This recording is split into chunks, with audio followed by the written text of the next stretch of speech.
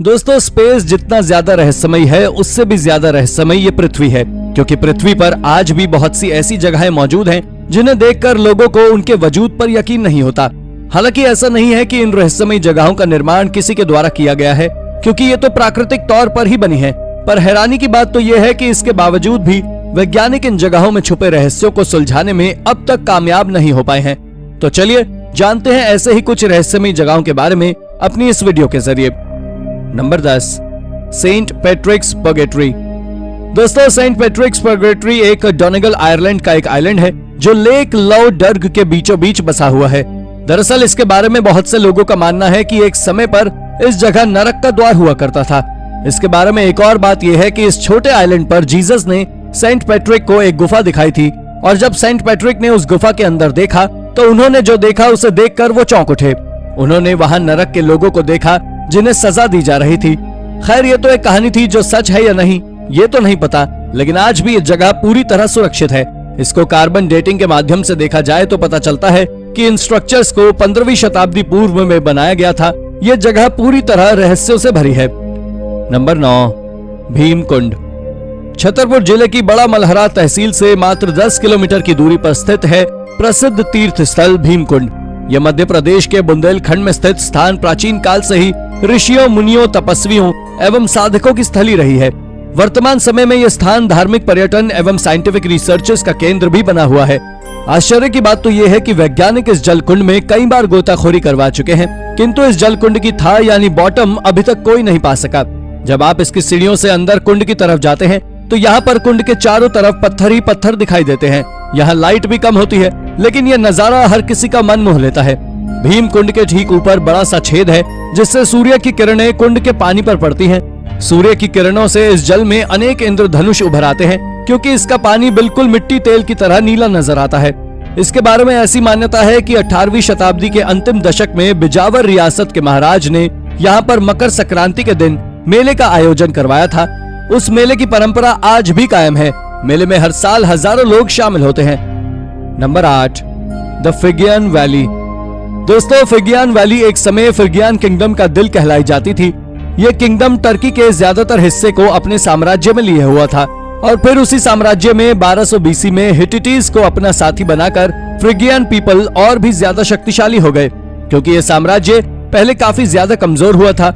इसके बारे में एक किंवदंती यह है कि इस जगह पर एक समय किंग मिडास ने भी राज किया है, जो जिस किसी भी चीज को हाथ लगाते थे वो सोने की हो जाती थी, जिसके ऊपर अलेक्जेंडर द ग्रेट ने भी हमला किया। हालांकि वो सफल ना हो पाए। इस एरिया में कई सारे मॉन्यूमेंट्स मौजूद हैं, क्योंकि ये वैली बहुत बड़े इलाके में फैली हुई है, और तो और ये दुनिया की सबसे बड़ी आर्कियोलॉजिकल साइट्स में से एक है, क्योंकि यहाँ से अब तक आर्कियोलॉजिस्ट हजारों की तादाद में आर्टिफैक्ट्स और स्कल्पचर्स खोज चुके हैं। Number 7, the Great Gate of Madagascar. ये गेट मैडागास्कर के द एम्बोहिमांगा टाउन का एक गेट है, जो कोई साधारण गेट नहीं है। ये गेट 18वीं शताब्दी का बना हुआ है। ये टाउन चारों ओर से जंगलों से घिरा हुआ था, लेकिन इतने अच्छे तरीके से भी नहीं घिरा हुआ था कि वो उसके अंदर रह रही रॉयल फैमिली को सुरक्षित रख सके। इसी के चलते वहाँ के राजा ने 18वीं शताब्दी में ही टाउन के चारों तरफ काफी ऊंची दीवारें बनवाई थी।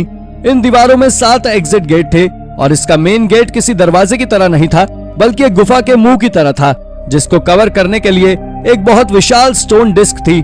इसके विशाल होने का अंदाजा आप इसी बात से लगा सकते हैं कि इस डिस्क को आज के समय हिलाने के लिए ही करीब 20 से 25 लोगों की जरूरत होगी, और प्राचीन समय में इस पत्थर की डिस्क को रोजाना रात में गेट पर लगाया जाता था, और वहीं सुबह होते ही इसे हटा दिया जाता था। ये गेट वाकई काफी वियर्ड है। Number 6, Mont Saint Michel. अगर मॉन्ट सेंट की बात करें तो ये पूरे फ्रांस की सबसे अमेजिंग और सबसे पिक्चरेस्क प्लेस है, और ये देखने में भी किसी डिज्नी मूवी में दिखने वाले महल से कम नहीं है। दरअसल ये एक आइलैंड है जिसे एबी के द्वारा कंट्रोल किया जाता था, और ये केवल ग्रेविटी पर रिसर्च के लिए बनाया गया था, जो बात काफी ज्यादा हैरानी भरी है। और तो और ये बात 8th सेंचुरी की शुरुआत की है। इसके बारे में कई कहानियां हैं, और उन्हीं में से एक ये है कि आर्कैंगल माइकल के द्वारा एबी पर प्रेशर डाला गया था कि वो उस आइलैंड पर एक चर्च का निर्माण करे। ये आइलैंड या कहें वो चर्च नॉर्मैंडी और ब्रिटेनी के रास्ते के बीच में स्थित है।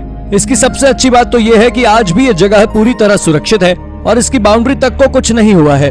आपको जानकारी दे दें कि इस आइलैंड के निचले हिस्से में एक छोटा सा गांव बसा हुआ है, जिसे आज लोग रहने के लिए इस्तेमाल करते हैं। ये दुनिया की सबसे अमेजिंग जगहों में से एक है।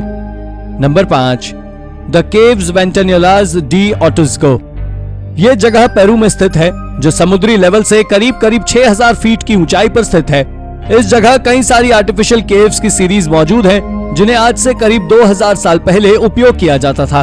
इन केव्स के आउटर और इनर एरिया में क्यूब के शेप के होल बने हुए थे, जो कोई साधारण होल नहीं थे।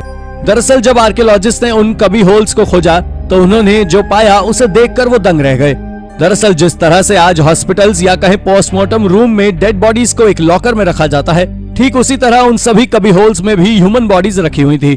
लेकिन इसके बारे में एक समय रहस्यमय या कहे हैरानी भरी बात यह है कि इन कभी होल्स के अंदर से जो भी स्केलेटन निकले हैं, उनमें से सभी के सभी स्केलेटन में कोई न कोई अंग गायब जरूर है, जिसकी मिस्ट्री आज भी आर्कियोलॉजिस्ट सुलझाने की कोशिश कर रहे हैं, लेकिन अब तक वो सफल नहीं हुए हैं।